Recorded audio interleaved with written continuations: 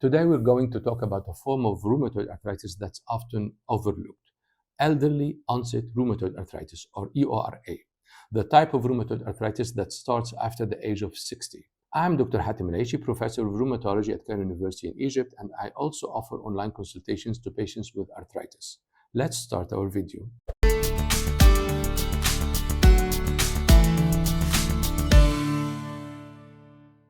Most people think of rheumatoid arthritis as a condition that strikes in your 30s or 40s, especially in women.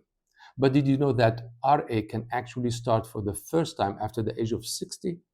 In fact, nearly 1/3 of new rheumatoid arthritis cases happen in this age group. Let's explore what elderly onset rheumatoid arthritis, or EORA, is, how it's different from RA in younger people, and what you need to know about its diagnosis and treatment. Rheumatoid arthritis in general is an autoimmune disease where the immune system mistakenly attacks the lining of the joints, causing pain and stiffness and sometimes long-term damage. In elderly onset RA, EORA, the process begins after the age of 60, and it can look quite different from typical RA.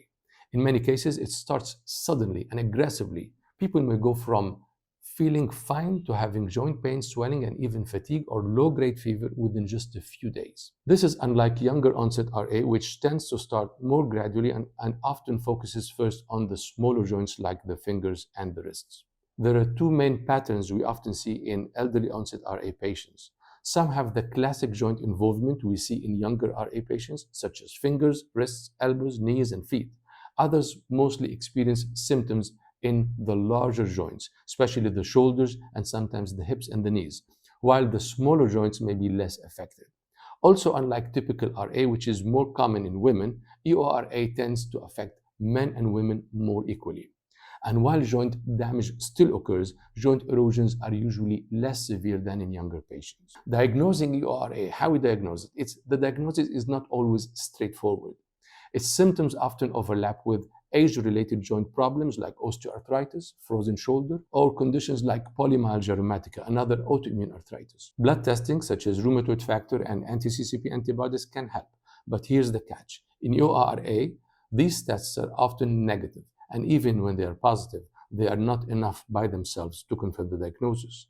So how do we diagnose it? It comes down to a combination of a detailed symptom review, a joint examination, and imaging like joint ultrasound or MRI to detect inflammation if needed. The treatment goals for EORA are the same as for any type of rheumatoid arthritis: to reduce inflammation, preserve joint function, and improve quality of life. But in older patients, we have to be extra careful. Many patients in this age group have other health conditions like diabetes, high blood pressure, heart disease, or kidney disease. They are also more sensitive to side effects and at higher risk for infections. That's why we tailor treatment carefully for each individual patient. We use the same types of medications, such as low-dose cortisone, conventional non-biologic disease-modifying drugs, and biologic disease-modifying drugs. But always we do close monitoring and adjustments based on the patient's overall health and any other medications that they might be taking also. The good news is that with the right treatment and support, life doesn't stop with EORA. We encourage patients to stay active through low-impact exercise, maintaining a balanced diet, an anti-inflammatory diet, consider physical therapy if needed, and follow up regularly with the rheumatologist. If you're over 60 and if you're experiencing new joint pain, stiffness, or fatigue, don't assume it's just aging. It could be rheumatoid arthritis, and the earlier we catch it, the better the outcome.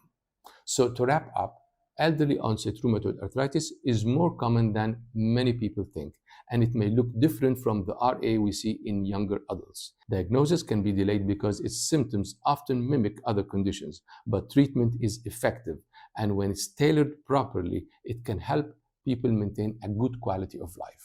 Early recognition makes all the difference. There's no age limit on getting the right diagnosis or on getting better. Thank you for watching. I hope you found this video informative. If you are experiencing joint symptoms after the age of 60, don't wait. Talk to a rheumatologist. And if you'd like a personalized consultation, you can reach me through my online clinic. The WhatsApp number is on the screen. Stay well.